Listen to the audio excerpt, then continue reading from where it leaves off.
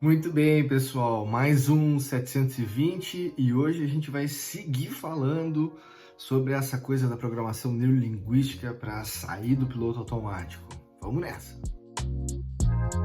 Então tá, pessoal, valendo mais uma vez aqui trocando essa ideia sobre programação neurolinguística para sair do piloto automático. A gente já fez um papo anterior aqui falando sobre alguns dos assuntos que eu considero extrema relevância para a gente. A gente falou aqui sobre padrões, a gente também falou sobre modelagem.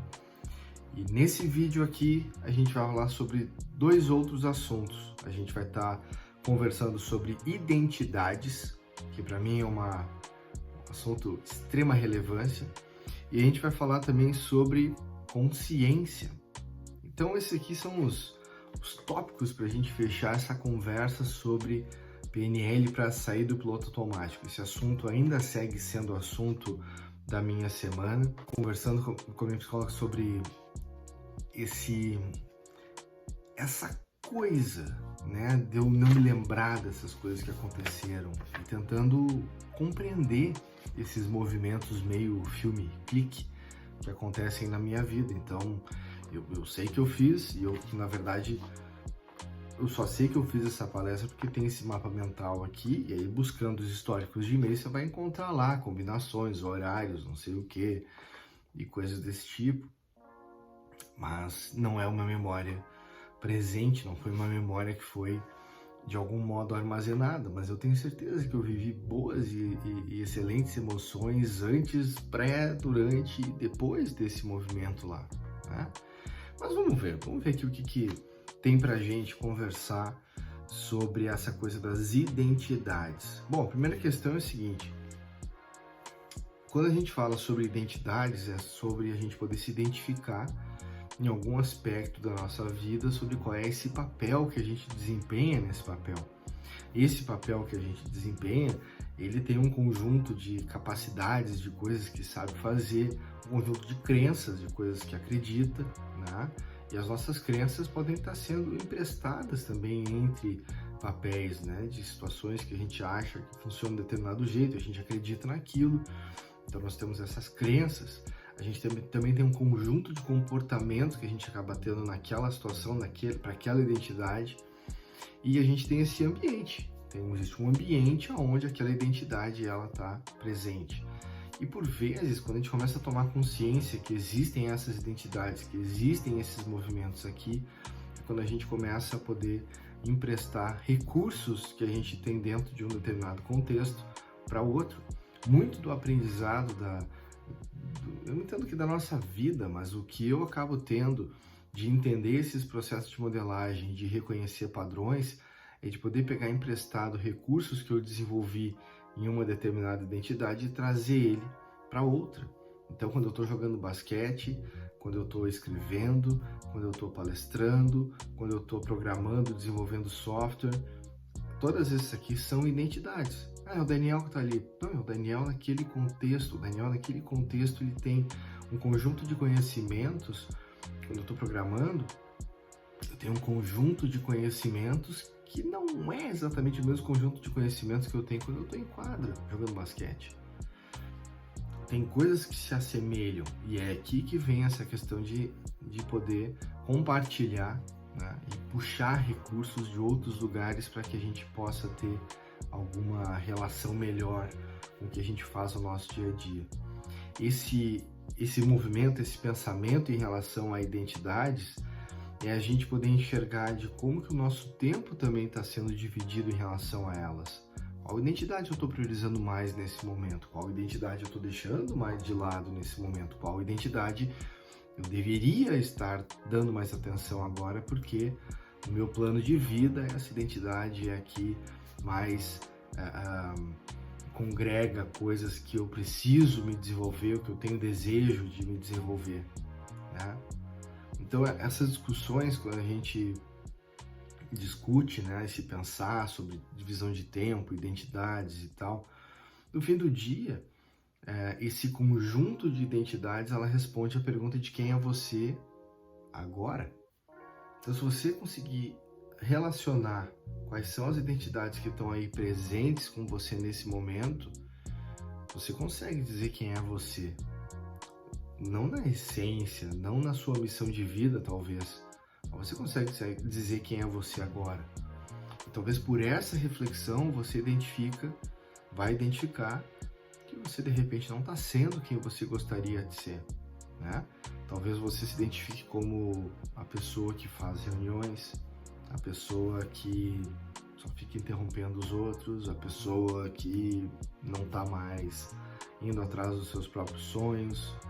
Uma série de pensos aqui, uma série de organizações que você de repente vai, né, entender e refletir, né, sobre essas coisas. Então esse pensamento, né, de organização de identidades, o entendimento dessas identidades, ela está muito ligada ao processo da modelagem, está muito ligado ao processo de reconhecer padrões. Alguma dificuldade que eu tenha numa dessas identidades, eu poder ver como que eu me resolvo nisso. E entender esses processos de como que eu evoluo nessas questões. A questão da escrita, quem me acompanha mais de perto, todos os dias, pelo menos desde o final de 2019, 2020, né, eu tenho esse hábito da escrita diária. Então, eu tinha esse hábito da escrita diária, eu passei a ter esse hábito da escrita diária publicando textos. Então, no final de 2020 para 2021, eu passei a ter essa estrutura.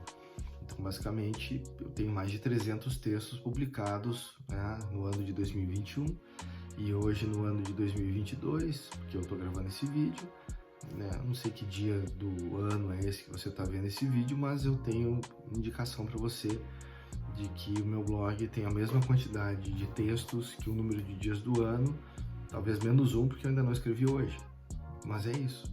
Então, esse processo da escrita, ele se torna algo que vira um padrão para mim e eu reconheço um jeito de fazer isso de uma forma leve. Eu já testei esse processo da escrita contínua durante um tempo no passado e não fluiu bem. O que aconteceu lá?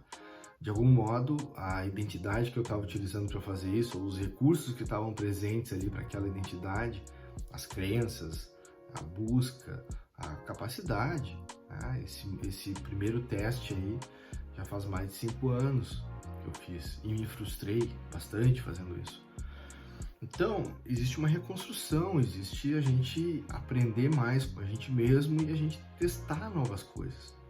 Então, esse processo aqui de modelagem de identidades e o entendimento de modelagem, ele ajuda bastante nesse processo. E tem uma coisa aqui que eu quero avançar para falar um pouco de consciência, porque é o seguinte, quando a gente fala de consciência, o termo muito que vem para mim é um termo em inglês que eu acho a palavra fenomenal, awareness. Isso aqui é uma palavra bonitinha, eu gosto muito dessa palavra. Porque ela é meio aware, né? Essa coisa, ela meio que dá uma coisa assim de preenchimento, de consciência. É muito louco, eu acho legal essa palavra. E esse lance da consciência, ele é um processo contínuo, diário. Ele é um processo muito puro, que eu entendo que a gente acaba aprendendo a viver e conviver, né? No sentido de que quando eu recebo uma mentoria, quando eu busco uma pessoa para me mentorar, eu estou atrás de consciência, eu estou atrás de entender o que aquela pessoa está fazendo naquele movimento e por que ela está fazendo daquele jeito, o que aquele movimento causa, qual é a sensação que ela tem, o que está acontecendo ao redor daquele ambiente, para poder entender como fazer, né, aquela estrutura ali tomar forma e tudo mais.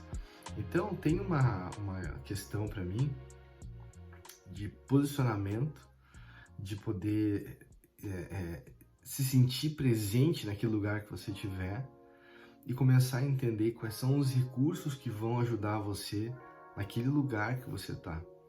Que identidade minha está operando aqui nesse momento? E aí vem esse processo muitas vezes de pegar emprestado recursos de outras identidades para que você consiga fazer as coisas acontecerem. Eu comento da minha história clássica quando eu volto a jogar basquete lá com 28 anos e tal, e eu tenho as mesmas sensações de quando eu jogava basquete com 15 anos. Eu tinha um nervoso, uma coisa que me incomodava e tal. Com essa idade maior, para mim não fazia sentido eu estar sentindo aquele desconforto, aquele nervoso no início do jogo, porque, cara, você já enfrentou plateias muito maiores do que essa que tá aqui e desafios muito maiores. Onde está o recurso que te mantém calmo e tranquilo? E aí eu fui buscar isso, por exemplo, num ritual meu de início de palestra, por exemplo, e passo a utilizar isso dentro do basquete. Então essa estrutura, essa busca, né, que a gente vai trazendo, ela se torna relevante por isso. Então quando a gente fala de busca de consciência, isso a gente vai ter de diversas formas. Eu utilizo os meus projetos para poder olhar para isso. Então, quando eu falo do Viva Seu Tempo, eu estou discutindo sobre consciência de tempo. E lá eu tento trabalhar com ferramentas, com estruturas, com organização e por aí vai. Estou aqui gravando esse vídeo com vocês, daqui a 5, 10 minutos no máximo eu tenho uma outra reunião. Então eu sei que esse vídeo aqui tem uma limitação de tempo e eu tenho que me organizar para falar as coisas que eu quero falar com você, né? Abrir espaço para a gente continuar conversando, porque todos esses vídeos aqui, eles são inícios de conversa.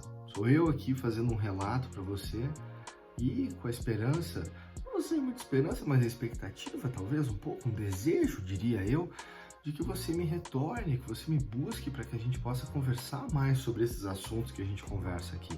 Essa é a grande beleza de um processo, de uma gravação dessas aqui. Você está aí me escutando e agora a gente pode conversar, a gente pode comentar, né, e trazer para a tona. Quando eu falo de métodos ágeis e todo o conhecimento que eu fui ganhando sobre gestão de projetos, gestão de produtos, gestão de pessoas e tal, tudo isso se aplica, tudo isso está presente, são ganhos de consciência que eu fui tendo, utilizando uma linha de trabalho para fazer isso. Na parte de desenvolvimento de produtos, aí tem lá outro projeto, lá o da visão à produção, que foi uma forma de eu buscar mais consciência daquilo que estava acontecendo, empacotar as coisas que eu estava mais prestando atenção e tentando trazer isso para o meu presente, para o meu dia a dia, né? Do lado da visão à produção, muito ligado para coisas de design, de experimentação, de entendimento do problema, né? Isso acontece também com outros projetos hoje que eu tenho, Lean na Prática e outras histórias aí que estão no meu dia a dia, né? Quando a gente, voltando ali no Viva Seu Tempo, quando eu falo de técnicas de organização de tempo, a gente começa a entender sobre ciclo semanal, quinzenal, mensal, semestre, trimestre. São formas da gente criar gatilhos para que a gente possa tomar mais consciência do que aconteceu e não viver esse modo clique, tá? Então hoje quando eu faço minhas anotações diárias, o meu journal, eu tenho a oportunidade de documentar alguma coisa que está acontecendo naquele momento, mesmo que seja uma metáfora, mesmo que eu não queira expor o nome de alguém, tem uma metáfora ali. São lembretes do que estava acontecendo naquela época, para que se eu quiser voltar um tempo atrás, né, eu tenho a chance de poder ver o que está rolando lá. Né? Pô, legal, esse troço aqui foi de junho de 2020, o que estava acontecendo em junho de 2020 na minha vida, que estava me chamando a atenção? Vai estar lá no meu journal. Né? Então pode ser uma forma de recuperação de memória, de reviver aqueles momentos e reviver o que eu estava sentindo naquela época, que para mim é mais relevante do que tudo, do que a gente comenta. Então essa estrutura de ganho de consciência, de tomada de consciência, né? E ela tem uma outra coisa melhor ainda, que é essa coisa de desejo, expectativa, e a gente poder pensar assim, tá, e quando eu chegar lá, como é que vai ser? Quando eu tiver chegado lá onde eu tenho que chegar, o que eu vou estar sentindo, o que eu vou estar vendo, o que vai estar acontecendo? Porque talvez nesse processo de pensamento, do desejo que eu tenho, eu já consiga ver que não é isso que eu estou buscando. O que é que você está buscando? Né? Como é que eu quero sair desse processo aqui? O meu trabalho que não está legal, o meu projeto que não está avançando como eu gostaria, a minha relação com uma pessoa que não está fluindo? Que perguntas de apoio eu posso trazer para isso? E essa reflexão de como é que eu tento destravar essas coisas. Aí vem a experimentação. Como que eu destravo? Tá? Como é que eu me destravo? Como é que você se destrava? Vamos começar a conversa por aí. Pessoal, obrigado aí. Vamos nessa. Projeto 720, mais uma conversa. Nessa que a gente encerra esse mapa mental. Próximo episódio a gente já parte para outro mapa mental. Vamos lá.